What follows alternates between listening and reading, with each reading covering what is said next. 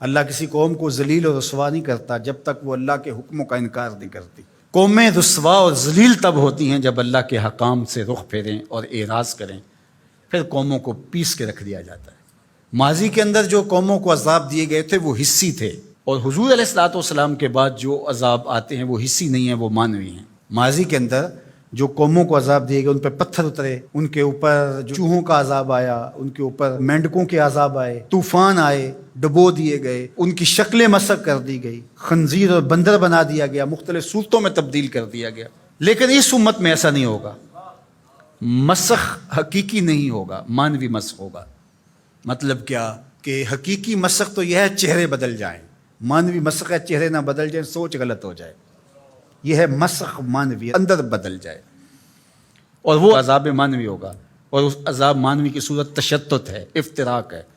قومیں جب افتراق میں مبتلا ہوتی ہیں تو یہ اللہ تعالیٰ جل شانہ کی ناراضگی کا روپ ہوتا ہے۔ اللہ تعالیٰ جل شانہ جب کسی سے ناراض ہو جاتا ہے تو ایک تو اس قوم سے، سورہ یاسین کا ابتدائیہ دیکھیے، جب حبیب النجار نے آ کے ان دو فرستادگان کے لیے کہا تھا کہ یہ اللہ کے فرستادہ ہیں اور تم سے مانگتے کچھ نہیں ہیں، اور تم ان کو قتل کے درپے ہو گئے ہو، لیکن انہوں نے حبیب نجار کو بھی دھر لیا، اور پھر نتیجہ کیا ہوا کہ ان کو بھی شہید کر دیا، اور جو فرستادگان الہی آئے تھے، پیغمبر آئے تھے، ان کو بھی شہید کر دیا۔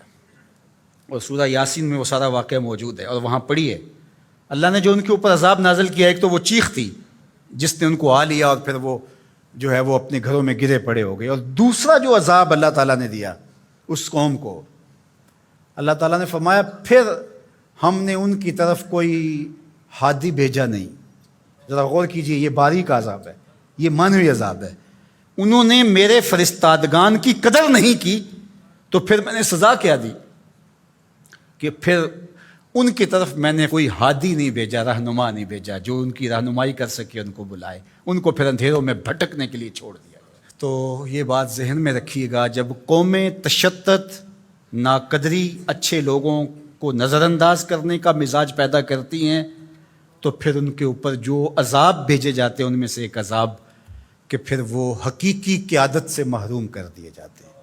آج میرے وطن اور عالم اسلام کی جو حالت ہے، ہم اس وقت قیادت کے اعتبار سے یتیم ہیں۔ یہ الگ بات ہے کہ ہر بندہ دعویٰ کر رہا ہے کہ میں ہی نجات دہندہ ہوں اور میں ہی قائد ہوں۔ مذہبی لوگ بھی، سیاسی لوگ بھی، سب کہتے ہیں کہ میرے بغیر تو چرخ کا پہیہ ہی نہیں گھوم سکتا، میں ہی سب کچھ، لیکن